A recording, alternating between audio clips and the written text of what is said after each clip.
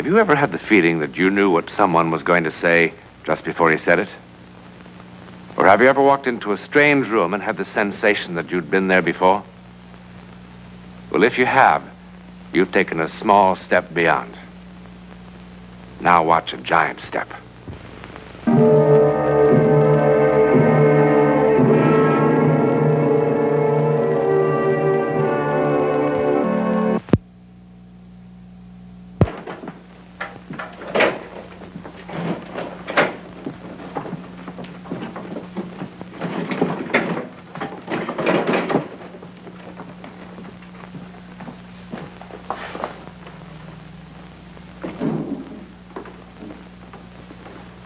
I'm looking for Lieutenant Barnes. That's me. Oh, Mr. Newland, isn't it? Yes. Well, didn't you get my wire last night? No, just the letter. Oh, well, I sent you a wire and told you not to come up. Well, it's strange I didn't get it. The letter said the house was being torn down today. Yeah, well, it's all a mistake. I acted on an impulse. An impulse? All right, Lieutenant. That's kind of normal. We all have impulses. Look, I changed my mind, okay? Sure. I'm sorry to have brought you up here for nothing, and I'll be glad to pay your expenses. No, that's not necessary, Lieutenant. I kind of enjoyed the ride. Believe me, this is not the first wild goose chase I've been on. Look, if I told you about the house, nobody'd believe it. I haven't got a scrap of proof. But you believe it, don't you? Yeah. Do I look like a screwball or something?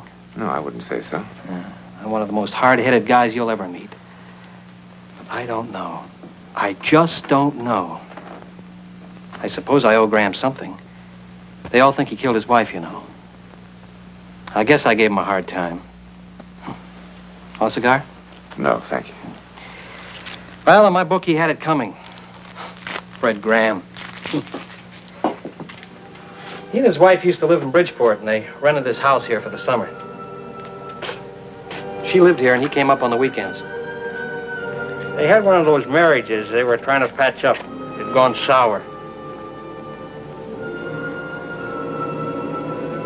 They weren't doing a very good job of it either. I didn't get to know him until later. But the neighbors complained more than once about the fighting that was going on up here. Fred, wait. What now? Go back to the city. I came up for the weekend, remember? Why, so we could fight some more. We didn't fight tonight. You were quiet as a mouse. It was a pleasure. We aren't going to fight any more at all. The neighbors will be glad. I mean it, Fred. I want you to go back to town. We've no reason to fight anymore. People only fight when they're trying to save something, and we've nothing to save. No soap opera, please. We were much luckier than a lot of people. We had some wonderful years together. Now the only reason we stay together is that we're afraid to tell each other the truth, that's all. Which is? Then it's all over. We don't have one single reason to stay together 1 minute more.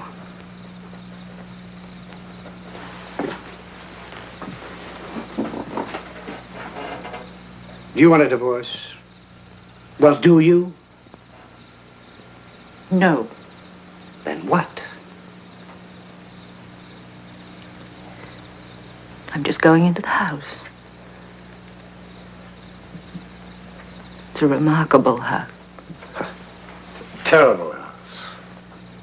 I was sitting in the living room this afternoon thinking about how absolutely finished we were. And deciding it was all my fault. No, it's nobody's fault. I just felt empty and useless. Just wanted to die. I didn't have one reason to be alive. Not one single reason, not a child. And whose fault is that?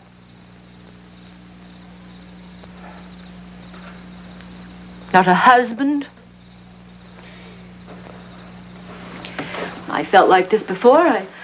I've taken a sleeping pill or a drink and slept it off, but this afternoon in that house, something happened to me. It was like I don't know how to explain it. It was as if I could translate my not wanting to exist into actuality. I felt empty. As if I were being swallowed up, as if I'd reached the point of zero. I thought, if I look into a mirror, there won't be any reflection. And if I stand in front of the light, there'll be no shadow. Come on, Ruth, it's late. All I have to do is let go. Really let go. And it would be the end of me.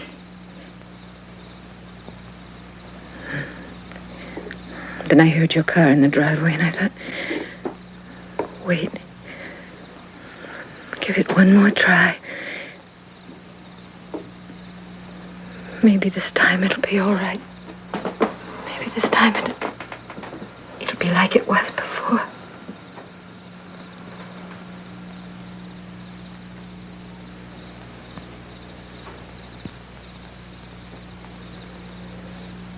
How silly.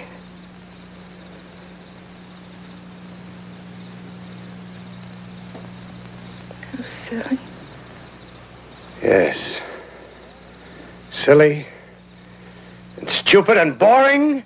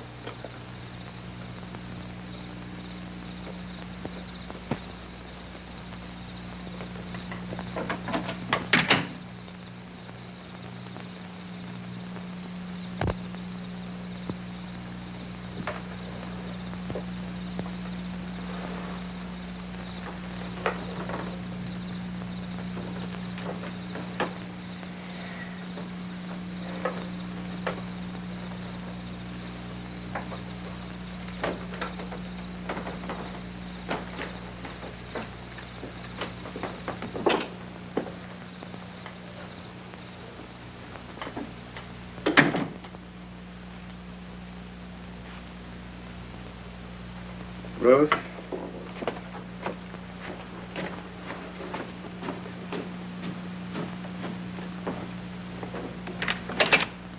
Ruth, why don't we stop all this nonsense and try to get along like grown-up people do?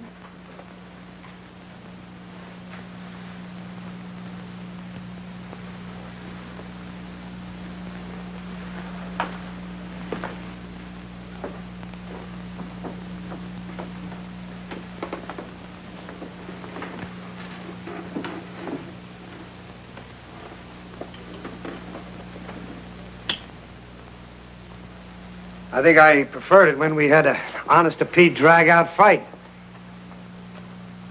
Didn't you?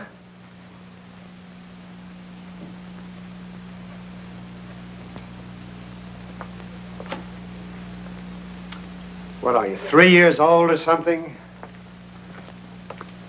Where are you?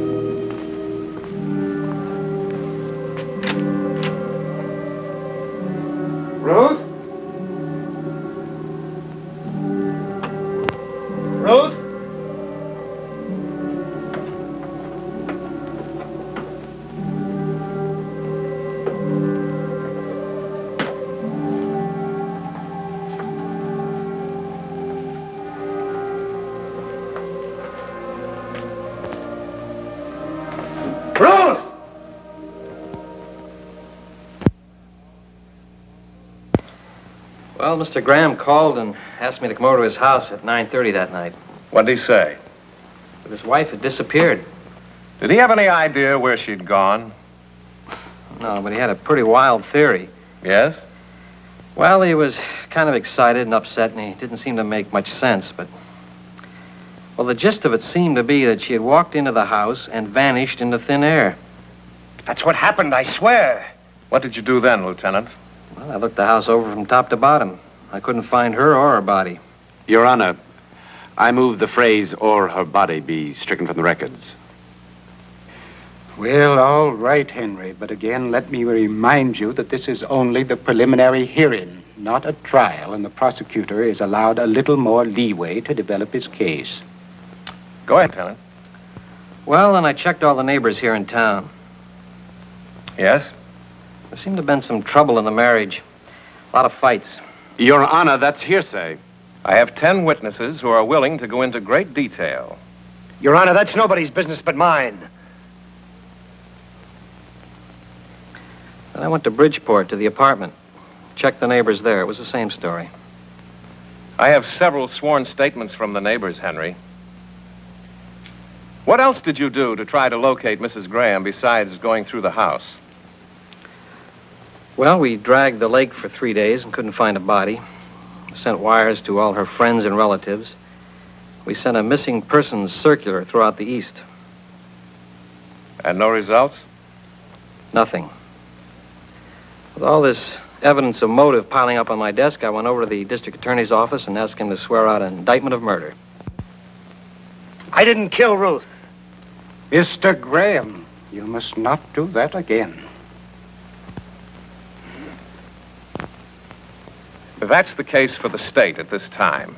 Except that I would again like to point out that perhaps people disappear into thin air in India or places like that, but not in good old Connecticut. And I strongly believe that we have enough evidence to hold this man for trial. Based on what's been presented today, the court must find that the prosecution has failed to make any case at all in the important area of corpus delicti. Lacking circumstantial evidence that a crime has been committed, the charge of murder in the first degree is dropped. Does that mean I'm free? Sounds like it, doesn't it? Thank God. Let me urge the prosecutor to continue his investigations, and let me assure him that should there be new evidence, this court will be very happy to cooperate to the fullest in the cause of justice.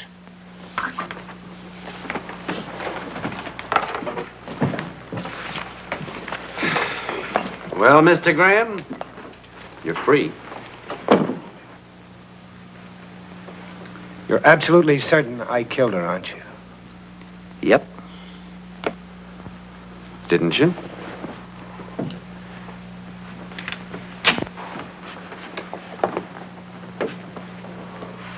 Nice going, Graham.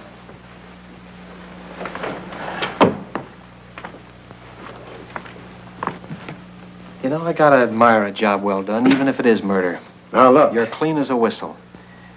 So pack your suitcases, lock your house, go back to Bridgeport, and have a big laugh. But let me warn you, if I so much as find one hair of her head, one blood stain, one fingernail, I'm going to get you if it's the last thing I ever do. I'll make it easy on you, Lieutenant. I'm going to stay in that house. I'll bet. I'm going to tear that house apart until I find out what happened to my wife. Uh-huh. I am!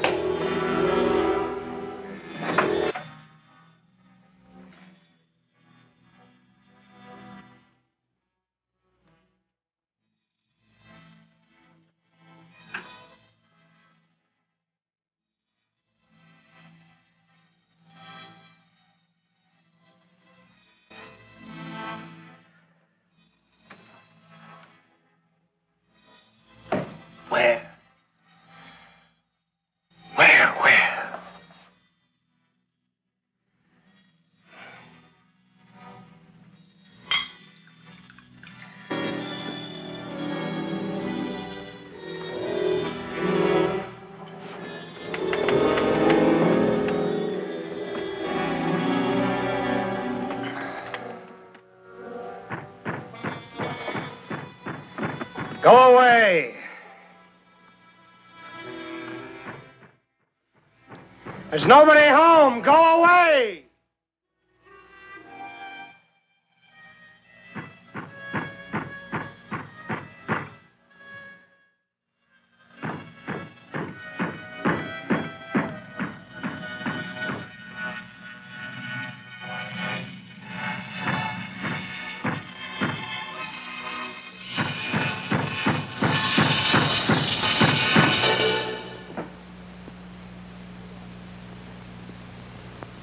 What is this? Who are you?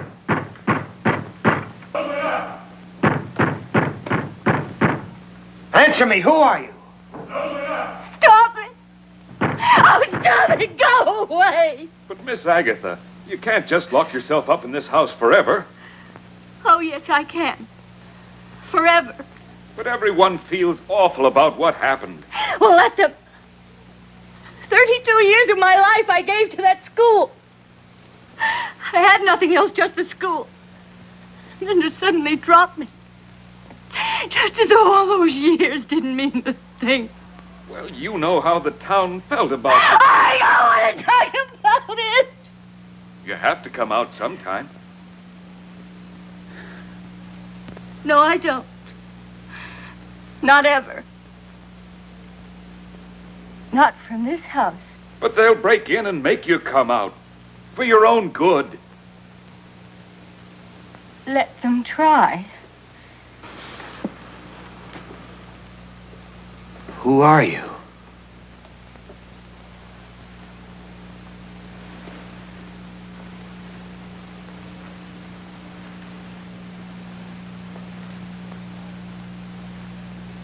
Answer me. Who are you?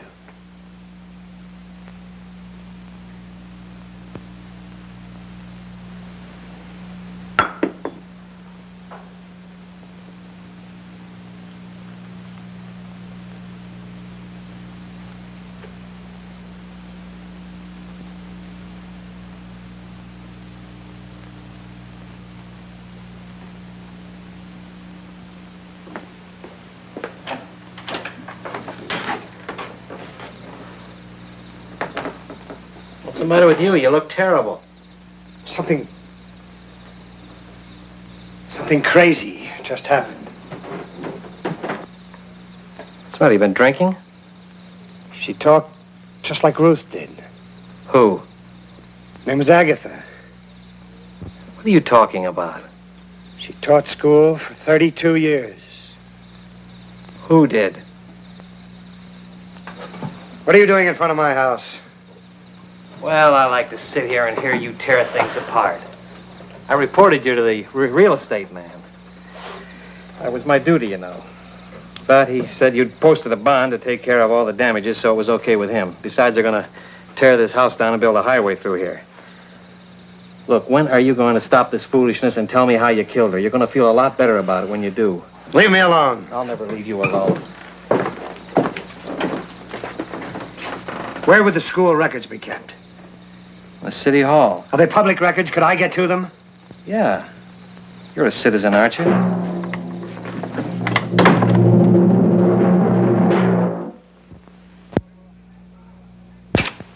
Where have you been? I called your office 10 times. I had things to do. You decided to tell all? Ruth wasn't the first. There were 2 others. 2 other what? This house. Something about it. Ruth said it was like being swallowed up. She said if she looked in a mirror, there wouldn't be any reflection. What are you talking about? I don't care what you think. Read this. It's a very old newspaper, October 24th, 1858. Read what it says about Agatha Dunlap under the headline, Strange Disappearance. All right, what's the name of the game we're playing now? She was fired for being an abolitionist. Yes, right here in New England. So what's that got to do with anything? She lived in this house. Then when she had nothing to live for anymore, she locked herself in, and nobody ever saw her again. So? It says so right here in black and white. I don't care if it says it in orange and blue. Nobody locks themselves in a house and then disappears. My wife did. You killed your wife. I didn't. Somebody else disappeared the same way. It mentions him in the same article. Some of the older residents recall that a man named Harrison Frazier, who built the house in 1821 for his bride, only to lose her in childbirth a year later, also closed himself in the house and apparently was never seen again. You know, I gotta hand it to you, Graham. You're good. You're very good. What are you going to all this trouble for? What? Is that what gave you the whole idea? What idea? How'd you come by it? By accident? I found it 2 hours ago. I mean before you killed your wife. You know, this is the screwiest alibi I have ever heard. But like I told you, you don't need it. You really don't need it. You're in the clear. Barnes, listen. I didn't kill my wife. Nobody will ever believe me. Nobody that's sane. I didn't believe Ruth. I thought she was out of her mind. But I didn't kill her. And nobody will believe me. That's about all I had to live for. I guess this is how Ruth felt. That school teacher and the poor guy whose wife died on him. All I had to do was let go, and that would be the end of me. That's what Ruth said.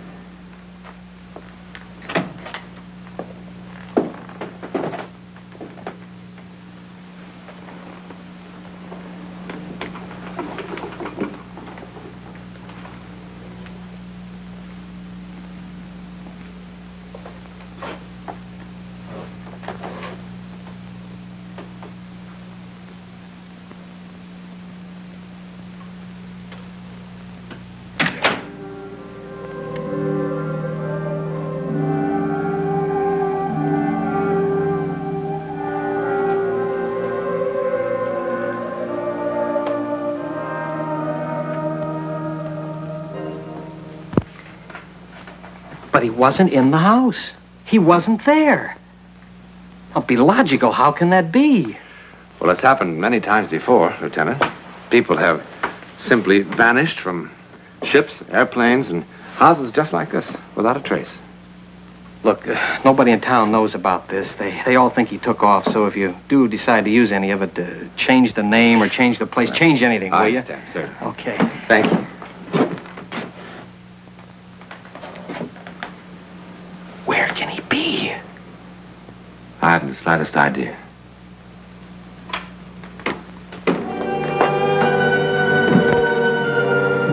Before Albert Einstein, men were positive that there were only 3 dimensions.